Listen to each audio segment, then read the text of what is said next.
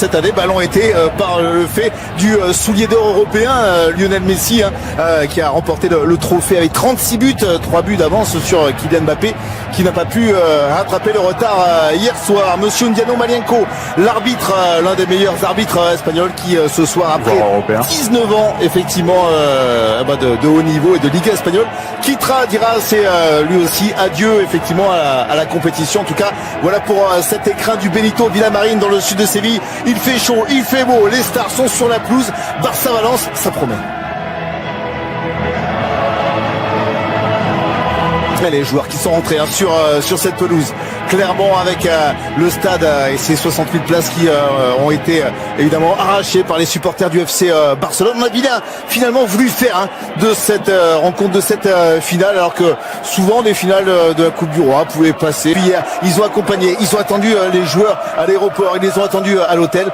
Clairement du côté du Barça, étonnamment, cette finale de la Coupe du Roi prend une importance tout autre, parce qu'il n'y a pas eu cette finale de Champions League qui aurait dû être à Madrid dans une semaine. Donc oui, effectivement, il va falloir nourrir cette envie des supporters barcelonais de...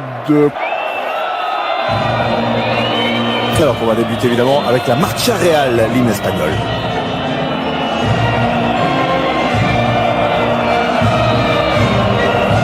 Mais en tout cas, saison manquée pour l'ancien formation de Valence. Le attention avec la passe de Clément Lenglet, plein axe pour Rodrigo qui va effacer. Il aurait pu. Coutinho, déviation pour Jordi Alba face à son club formateur. 300e ce soir pour Jordi Alba avec le FC Barcelone. Et là, il doit pas de réagir avec ce une de Coutinho qui cherche encore la petite déviation. Ça a surpris Ivan Rakitic. L'équipe de Valence n'a rien de génial. C'est un 4-4-2 classique. Voilà. Et les joueurs devant, effectivement, travaillent avec Gamero, avec Rodrigo. Il y a là cette fois. Il a cherché le Moreno. Voilà, justement, la bonne passe qui a amené un petit peu de danger. Tomber sur le Barça il nous fait. Mais revient très souvent au milieu du terrain. Nelson Semedo qui était à proximité est intervenu. C'est chacun met l'épaule. Ils vont utiliser comme un latéral droit. Justement, positionné. Contre la tentative de frappe de Sergi Roberto.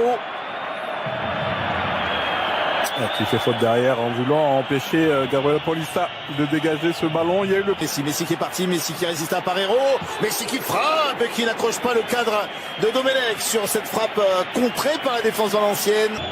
Le corner, 4 en ouverture avec encore une fois Gérard Piqué. Attention avec le centre hors du sol, le contrôle derrière Kevin Gamero qui prend le temps d'ajuster finalement, d'ouvrir le score.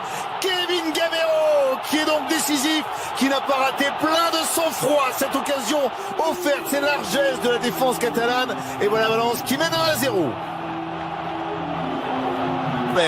Qui va pouvoir le pousser une fois, qui va centrer pour le deuxième but, et cette fois c'est notre attaquant, c'est Rodrigo Moreno qui double la mise.